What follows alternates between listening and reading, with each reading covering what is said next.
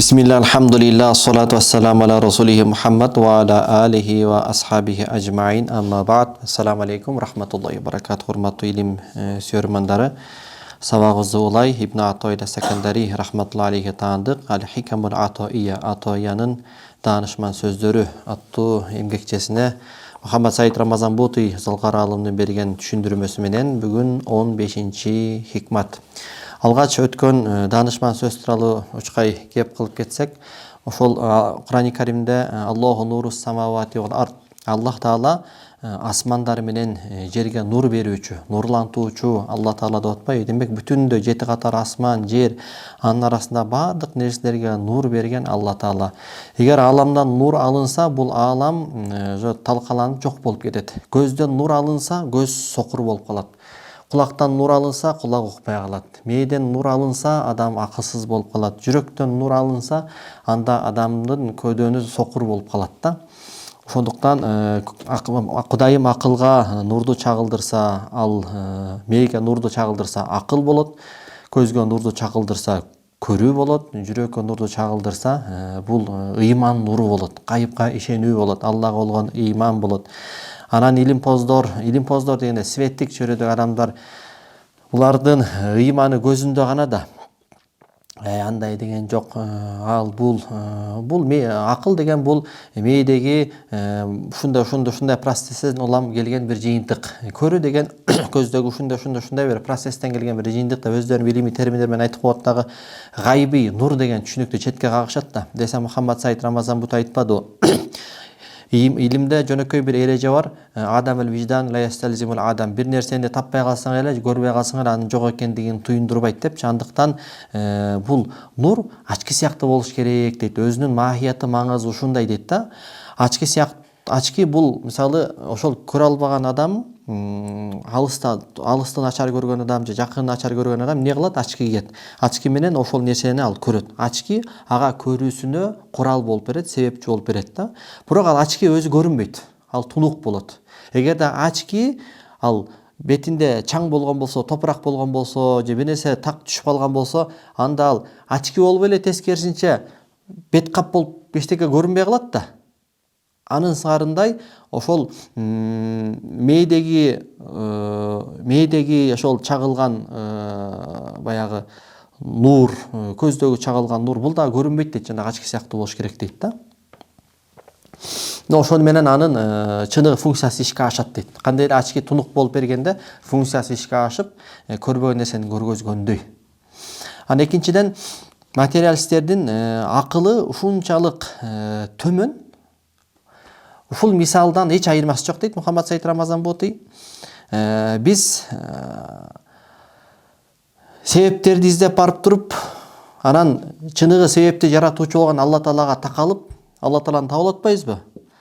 Бул чөп машалла чыкты, кантип чыкты? Буга жамгыр жаады. Жамгыр каяктан келди? Булуттан келди. Булут кантип келди? Шамал айдап келди деп анан барып аягында аны ким жараткандыгын билип анан бул бардыгы иреттелген нерсе, бул артында иреттөөчүнүн бар экендигин билдирет.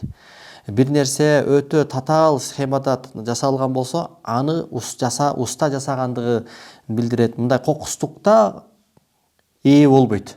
Ал эми иреттүүлүктө, тартиптүүлүктө өтө татаал бир гармониялаштырылган бир чыгармада сөзсүз уста болот да. Бул акыл муну талап кылат да. Ошентип Кудай Тааланы таап атпайбызбы? Тигилердин мисалы мындай дейт да бул жерде. Караса эле көлмө, орчо айтканда бассейн дейли, чагылып атат да. Жаркырап, жанакы күндүн нуру тийгенде мөлтүлдөп чагылат го, Анан ал изилдеп баштады дейт. Бул көлмө же бассейн каяктан чагылып атат? Эмне болуп чагылып атат? Бул жарыктык нур каяктан тийип атат деп анан изилдеп көрсө, күзгү турган экен ушундай. Ал күзгү жарыктыкты кимден алган? Күндөн алган.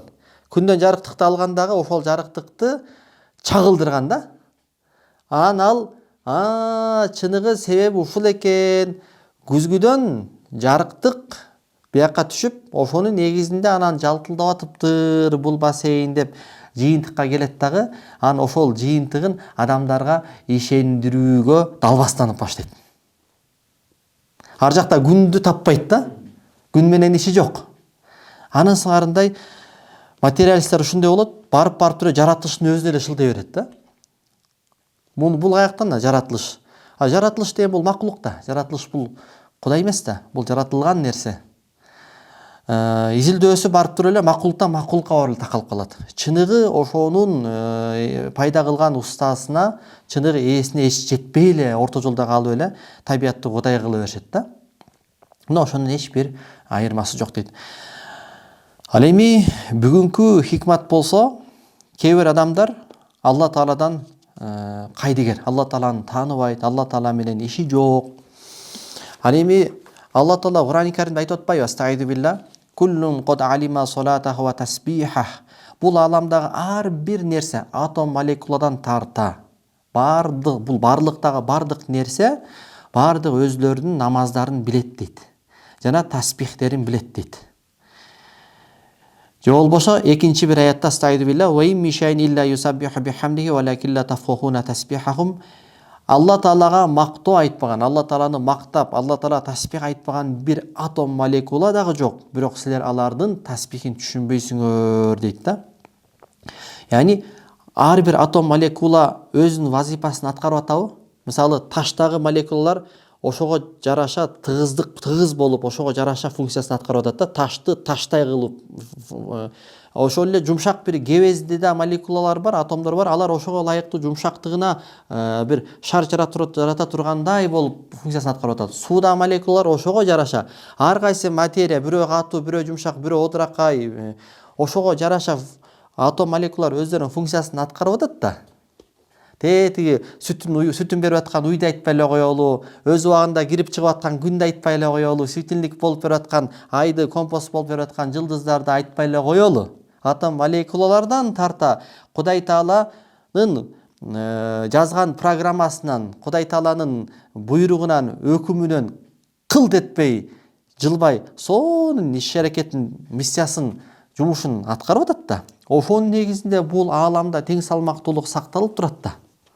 Кудай Тааланын алдында бир молекула дагы мен функциямды аткарбайм деп баш багып чыга албайт да. Түгүл Кудай жок деп чыккан жарты мээси жок атеисттердин дагы бүтүндөй денесиндеги триллиардтаган чек бир гана Кудай санын билген молекулалар субханалла деп Алла Тааланын алдында тасбихин айтып, Алла Тааланын өз функциясын аткарып атат да. Сен капыр болдуң деп туруп, атом молекулалар иштебей койгон жок. Ал Кудайдын жүрөгү соктуруп атат дегендейчи. Тагыраагы бул дүйнөдө ошол Алла Тааланын алдында тасбих айтпаган, намазын окубаган нерсе жок деген ошол экен да. Ошол өзүнүн функциясын аткарып атканда ошол тасбихи, намазы дейт да. Анан бул ааламды асмандары менен жерди өткөн хикматта айткандай, Алла Таала нурлантып аткан болсо, ичи тышына нурду Кудайым берип аткан болсо, эгерде бул ааламдан Кудайым нурду алып койсо, бул аалам ташталкан чыгып кетет. Анткени Алла Тааланын жардамы жок. Өз алдынча эле, Алла, мен сенин жардамыңа муктаж эмес, мен барлыгымда, биринчиден, экинчиден, ушул денемдеги бүтүндөй функцияларымды бөйрөк, өпкө, боор, чымын чиркейге чейин баралы, атом молекулага чейин баралы, ичиндеги нейтрон, протондорго чейин кирели. Ошол бөлүкчөлөрүмдөгү функцияларын мен өзүм эле сенсиз иштетип атам деп ким айта алат? Демек, бир секунд дагы макулуктар Алла Таалага беймуктаж болбой кое албайт да. Секунд сайын, көзөмөл сайын муктаж да. Эми ошондой болуп турган чакта менин сөзүм түшүнүктүү болсун, мындай жыйнайын, мисал келтирип атат. Мына бөлмөдө турабыз, жапжарык болуп турат, жапжарык болуп турат. Мынабу электр лампасы да. Электр лампасы ушул себептүү бөлмө жарык болуп турат. Эми ушул электр лампасына мен досканы такасам, же болбосо калың бир материалды такасам, эмне болот? Бөлмө караңгылашат. Ал жарыктык менен менин ортомдогу жарыктыкты, нурду жанакы чужой бир материя, бөтөн бир материя келип туруп, анткени бул жарыктыктын функциясы башка, ал эми тиги тосмонун функциясы башка да. Бул келип туруп жарыктыкты тосуп салат дагы, бул бөлмө эмне болуп калат? Караңгы болуп калат дагы. Бул нур менен менин ортомдогу жарыктыкты жанакы материя, доска, чүпүрөк жаап салат да. Анын сыңарындай бир топ адамдар, капырлар, атеисттер, бутпарастар, Кудайдан жок ачкандар Алла Тааланын нурунан пардаланып калган. Алла Тааланы тааныбайт. Бул аламга кудум өзүнө өзү жаратып алгандай келип сүйлөйт. Алар кантип Алла Тааладан пардаланып калды? Анткени Алла Тааланын нурун тосо турган эч нерсе жок да. Алла Тааланын нурун кайсы нерсе тосот? Ошол ар бир атом молекуладан бери ошол атомдун ичине нур киргенде, анын ичиндеги жанакы нейтрон, протон, электрондор иштейт да. Алла Таала атомдон нурду алып салса, атом да иштебей калат. Бүт бул алам ичи сырты маңызы бүт бар Алла Таала тараптан келген нур менен нурланып, ошонун негизинде анан жашоодо өмүр сүрүп атат. Адамдан адам нурда Алла Таала адамдан нурду алса өмүрү бүтөт. Көздөн нур алса көрбөй калат дегендейчи. Анан кайсыл нерседен булар кайсыл нерсе? Демек Алла Тааланын нурун жаба турган эч нерсе жок болсо, булар кантип Алла Тааладан жабылып калып атат? Алла Таала да өзү нур берүүчү зат, нурдун ээси десе ошого жооп берип атат да. Алла Таала мимма ядуллука ала вujudi qahrihi subhanahu an hajabaka anhu bima laysa mawjudan ma'ahu. Алла Тааланын каары бар экендиги, яни ыраазычылык, анын каршысында нааразычылык, ачуулануу, каардануусу бар экендигине далалат кээ бир пенделерин пардалап салган дейт. Көйдөн көзүн пардалап салган. Кудайды көрө албайт, сокур. Кайсыл нерсе менен пардалап койгон? Алла Тааланы пардасын тосо турган эч бир нерсе жок. Алла Таалага тең тайлашып, барлыгында Алла Тааланын важибул вujud даражасына жетип, Алла Тааланын бар экендигин тосуп ийе тургандай, Кудай Таалага шерик боло тургандай эч ким жок болсо деле, бирок баягы пенденин пардаланып калгандыгы бул Алла Тааланын каарынын бар экендиги, ачуусунун бар экендигине бир далалат дейт да. Эми буга дагы ошол Кур'ан-ы Каримде ишара. Ва алама анналлаха яхулу байнал мар'i ва qalbihi. Билгиле, Алла Таала пенде менен анын жүрөгүнүн ортосун тосуп коет дейт. Бул эми баягы өзүнүн мыйзамдары менен кайсы эреженин негизинде жүрөгүн тосуп коет Алла Таала. Алла Таала менен жүрөктүн ортосундагы мамилени Алла Таала тосуп коет экен. Жөн эле себеби жок эле тосуп койбойт. Алла сен жүрөгүмдү жаап салсаң мен эмне кылайын? Кудайым жүрөгүмө ыйман салып алса эмне кылайын дей албайсың да. Калла иннахум ар-раббихим яума идилла махжубун. Жок, ал динсиздер, капырлар, бутпарастар, Кудайдан жок ачкандар ал күнү, кыямат күнү Кудай Тааладан пардаланышат дейт. Кудай Тааланы көрө алышпайт дейт. Демек, бул адамдагы текеберлик дейт. Кудай Таалага болгон текеберлиги дейт. Кудай Таалага болгон көктүгү дейт, кежирлиги дейт. Ушул нерсе адамды Кудай Тааладан пардалап салат дейт. Кур'ан-ы Каримде мындай аят бар. Аузу биллахи минаш шайтанир ражим.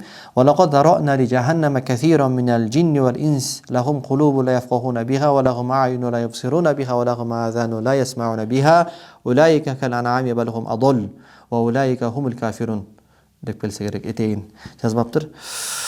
Биз чындыгында жаханнамга, тозокко жиндерден жана инсандардан болгон өтө көп сандагы пенделерди лайыктуу кылып койдук. Алардын жүрөктөрү бар, бирок түшүнүшпөйт дейт. Алардын көздөрү бар, бирок көрбөйт дейт. Алардын кулактары бар, бирок алар менен кулактары менен укпайт дейт. Алар мал сыяктуу, чок алар малдан дагы бетер дейт. Яни жүрөктөрү бар, бирок акыйкатты түшүнбөйт. Көздөрү бар, акыйкатты көрбөйт. Кулагы бар, акыйкаттарды укпайт. Байке, субханалла, пайгамбар жашка келип калыпсыз, намаз окубайсызбы? Төрүңүздөн көрүңүз жакын калыптыр. Эми жакшы эле чартаңбай тептиңиз, жашыңыз келип калыптыр. Намаз окубайсың десең, жок да. Субханалла, Алла Таала сени жоктон бар кылды го. Андан кийин энеңдин жатынында Кудай Таала ырызкы берди го. Энеңдин жатынында Кудай Таала 360 мүчөңдү толук кылып, ырызкы берип, бул дүйнөгө толугу менен сени жаратты го. Бир кулагыңды жок кылбай, бир бутуңду чолок кылбай, толук кандуу кылып алып келди го. Андан кийин Кудай Таала гайыптан эненин төшүнөн ушундай бир Кавсар көлүндө кылып сууну чыгарып сүт чыгарып берди го. Андан кийин Кудай Таала ушунчалык алсыз экенбиз, өтө бизге бир мээримдүү ата эне керек. Алла таала бизге ата эненин жүрөгүнө бизге карата мээрим салды, бала үчүн өлүп бере тургандай. Жөргөлөөнү үйрөттү, тырмагыңды чыгарды, чачыңды чыгарды, сүйлөгөндү үйрөттү. Андан кийин бул жер шарын рызкы кылып жайып берип салды. Күндү сенин кызматыңа салды. Океан, жер астындагы бардык нерсенин баарын сенин кызматыңа салса, сен мен өзүм бул менин жашоом. Каалагандай жашайм. Өзүмдү өзүм билем, өтүгүмдү төргүлем десең, мындан өткөн текеберлик, мындан өткөн Кудайга болгон вызов барбы? Эмне деген бул текеберликтин жеткен чеги? Инна ширка ла зулмун азим. Алла таала шерик келтирүү бул улуу зулумдук дейт. Мындан өткөн зулумдук жок дейт да. Но ошол текеберлигиң сенин жүрөгүңдү Аллахтын ортосунда парда болгон ошол сенин текеберлигиң дейт да. Ушул себеп болот дейт. Болбосо материалдык жүзүн, материалдык жактан алып караганда Алла тааланын улуулугун тосуп ала турган нерсе жок. Сен өзүңдү карасаң эле Кудай тааланын улуулугун көргөзүп турат. Афалат эмне деп келет? Оби анфусикум афалат тубсиру. Өзүңөр деле карабайсыңарбы деп атпайбы Кудай таала? Өзүңөр деле карагылачы деп атпайбы? Өзүңдү күзгүдөн карасаң эле сен азыр канчалык робот жасабасың, бирок ал адамдар жасаган робот каякта? Биз деле роботпуз да, Кудай тааланын роботубуз да, Кудай таала. Биз канчалык сезим, миңдеген сезимдерибиз менен ушундай эмне деген жаратыкпыз? Өзүң деле карачы да. Өзүң карасаң Кудайды таанытып атабы? Андан кийин айлана чөрөңдү карасаң да Кудай тааланы таанытып атабы? Асманды карасаң, тоону карасаң, булутту карасаң, эмнени эле карабы? Кыйкырып аткан болот. Мени карачы, мен Кудай тааланын санатымын, Кудай тааланын чыгармасымын. Мен ушундай сулуумун, ушунчалык көркүмдүү, ушундай кыйынмын. Демек мен жараткан уста ушунчалык улуу бийик деп аалам Алла тааланы кыйкырып айтып аткан болот. Андан тышкары Алла таала пайгамбарларды жөнөттү. Китептерди түшүрдү. Олияларды жөнөттү, даватчылар келди. Ошонун баардыгы турса деле сен көрсөкүр болуп атсаң, значит, ошол сенин жүрөгүңдө чоң текебелик болгон Кудайга карата, кежирлигиң болгон, көктүгүң болгон, ошого Кудай таала сенин жүрөгүңдү пардалап салган деп атат да. Ошого Кур'ан-ы Каримде Алла таала айтат: "Сумма qasat qulubukum min ba'di zalika fahiya kal hijarati ashaddu qaswa wa inna min al-hijarati lama yatafajjaru minhu al-anhar wa inna minha lama yashaqqaqu fayakhruju minhu al-ma wa inna minha lama yahbidu min khashyati Allahi wa ma Allahu bighafilin amma ta'malun." Ошентип пайгамбарлардын насааттарын, даваттарын укпай, алардын жүрөктөрү таш сыяктуу болуп катып калды дейт. Жок алардын жүрөктөрү таштан дагы катуу дейт. Анткени кээ бир таштар жарылып, араларынан суулар чыгат дейт. Кээ бир таштар Кудайдан корккондуктан өйдөнөн ылдый өзө кулап түшөт дейт. Аска таштардан арасынан суу чыгат дейт Кудайдан корккондуктан дейт. Демек, булардын жүрөктөрү андан дагы бетер болуп калды дейт. Демек, Кудайдын пенденин жүрөгүн карартып, Кудай Тааладан баягы Кудай Тааланын рахматынан калган, Кудай Тааланын азабына, каарына туш болуусуна себепкер болгон нерсе текеберлик жана кежирлик, көктүк, кайтпастык дедик. Эми күнөөнүн өзү дагы парда болуп калышы мүмкүн дейт. Мүмкүнбү дейт да. Эгерде күнөөнүн өзү эле болгон болсо, күнөө текеберлик менен аралашкан эмес болгон болсо, көктүк менен аралашкан эмес болгон болсо, анда бул күнөө Кудай Тааладан пенденин парланып калуусуна себеп болбойт дейт. Шайтан айтып атат, вызов таштап, мен сенин пенделериңди адаштырам деп атат. Десе Алла Таала хада сиратун алейя мустaqim. Мына, бул мага алып келген түп-түз даңгыр жол. Инна ибади лейса лака алейхим султан. Ал эми менин ибади, пенделериме, олияларыма, пайгамбарларыма дейт. Ибади, менин пенделериме сенин салтанатың жок дейт, падышачылыгың жок, бийлигиң өтпөйт деп атат да. Десе, ошол пенде күнөө кылат экен. Күнөө кылгандан кийин баягы текебелик менен кылбайт экен, жеңил ойлуулук менен, же болбосо эрки жетпей калат экен, ошол сила волеси жетпей калат экен, шайтан азгырып кетет экен дагы. Анан кайра тоба кылат экен. Тоба кылганда шайтан эмгеге текке кетет экен дагы. Бул пенде деген кайра күнөө кылса дагы Алла Таалага тоба кылып кайтып турат, истигфар кылып кайтып турат. Алла, мен ит болдум, куш болдум, мени кечир деп канча күнөө кылса да Кудай Таалага кайта берет да. Ошентип шайтандын эч ага болгон немеси, максаты ишке ашпай калат. Ошого пайгамбар алейхиссалату вассаламдын ошол хадиси кудсидеги хадиси келет. Абу Хурайра радhiyallahu anhu риваят кылат. Мындай деп келет. Алла Тааладан пайгамбар алейхиссалату вассалам айтып атат: Азнаба абдун замбан. Бир пенде күнөө кылат экен. Анан айтат экен: Аллахумма гфир, о Алла, мени кечир деп айтат экен. فقال الله تبارك وتعالى أذنب عبدي ذنبا فعلم أن له ربا يغفر ذنبه ويأخذ بذنبه. Allah Taala تبارك وتعالى aytken, menin pendem günah kılıp aldı. Anан al bildi жүрөгүнөн. Bilet. Анын Раббиси бар, күнөөсү үчүн күнөөсүн кечире турган, же болбосо күнөөсү үчүн жазалай турган Раббиси бар экенин билет. Дебан Алла Таала кечирет экен. Суммаат, бир канча убакыт өтөт, пенде кайра күнөө кылып алат. Фаазнаб фақал ай Рабби игфир ли замби, ey Allah менин күнөөмдү кечирчи деп кайра тоба кылат экен. Десе Алла Таала Азнаб абди замбан фаалим ана лаху раббан ягфиру замба ва яхуду би замб. Менин пендем күнөө кылып алды. Жана анын күнөөсү үчүн жазалай турган, же күнөөсүн кечире турган Раббиси бар экендигин билди дейт. Соң ал пенде кайра үчүнчү жолу күнөө кылат экен. Пенде Алла Таала айтат экен, о Кудай күнөөмдү кечир дейт экен. Алла Таала жанакы эле пендем билди, анын күнөөсү үчүн кармай турган же күнөөсүн кечире турган Раббиси эгеси бар экендигин. Мен пендемдин күнөөсүн кечирдим. Канча кылса да, канча күнөө кылса дагы кайра тоба кыла берсе мен күнөөсүн кечире берем дейт экен да. Демек, бул жерде пенде күнөө кылып алат экен. Күнөө кылып алганда кыжаалат болуп өткөн, өкүнөт экен. Баягы күнөөнүн лаззаты кеткенден кийин, күнөөнүн рахаты кеткенден кийин өкүнөт экен. Ушуну мен эмнеге кылдым депчи. Ал текеберлик менен кылган эмес эле. Жеңил ойлуулук менен кылган, же болбосо эрки жетпей калган, сила волеси жетпей калган, шайтан мага үстөм келген, нафсис үстөм келген. Ошол рахаты кеткенден кийин ушуну эмнеге кылдым, ушу кылбай эле койду, өкүнөт экен, тоба кылат экен, истигфар кылат экен. Ошентип Алла Тааланын күнөөсүн кечирет экен. Кудум эле кайра күнөө кылбагандай пенде болуп калат экен. Ошентип убакыт өтүш менен кайра пенде да кайра кайталанат экен, бирок пенде тоба кылыштан тажабайт экен да. Эң негизи ошол күнөөдөн тоба кылып атканда чындап тоба кылат экен. Ба тобанын да өзүнүн шарты бар да. Тоба кылып аткан мезгилде азыр сезон мына күнөөнү кыла албайм, таштай албайм десе, ал уже тобанын шарты жок. Анткени тобанын шарты бар да, ошол замат күнөөнү ташташ керек. Экинчи кылбай эле чечим чыгаш керек. Тоба кылып атып эле анан Алла Таала кечиримди да тоба кыла берейин, анан 2 айдан кайра күнөө кылам, анан десең ал да тоба эмес уже. Тобанын чыны ошол тоба кылып аткан мезгилде 3 шарт табылыш керек. Ошол күнөөнү сыра ташташ керек, өкүнүш керек, экинчи кылайын чечим чыгарыш керек. Ушул десе болду. Пенденин акысы дагы бар, ал өзүнчө. Бир жумадан кийин, 2 жумадан кийин пенде алдырышы мүмкүн, жазалашы мүмкүн, эми ал тобасы мурдагы тобанын жаракысы болуп калды дегенге жатпайт да. Анткени ошол тоба кылып аткан мезгилде 3 шарт табылды беле, болду. Кийин пенде да болбой эле. Тоба кылса пайгамбар болуп кетпейт да. 1000 жолу тоба кылып, ошо Авваб деген эмне? Авваб деген Кур'ан-ы Каримде Алла Таала ошо Авваб жакшы көрөм деп, Авваб деген кайра күнөө кылса деле, кайым бул сапар уже уят, уже кечирбейт го бул сапар деп туруп кылбай койсоң өлдүң да, болду уже. Ошо бойдон шайтандын торуна илиндиң да. Кайра күнөө кылсаң да кайра тажа Кудай Таала кайта бергенди Авваб деп коет да. Ал эми текеберлер тууралуу асрифу ан аяти аллазина ятакаббаруна фил арди бигайрил хак. Менин аяттарыман текеберленгендерди жер үстүндө акыйкатсыз текеберленгендерди аяттарыман пардылап салам деп атат. Алла Тааланын аяттары ошол да. Асман, жер Алла Тааланын аяттары. Өзүң Алла Тааланын аятсың, Алла Тааланын чыгармасың, Алла Тааланын улуулугун. Аят деген бул Алла Тааланын улуулугун көргөзгөн, билгизген нерселердин бардыгы аяттар да.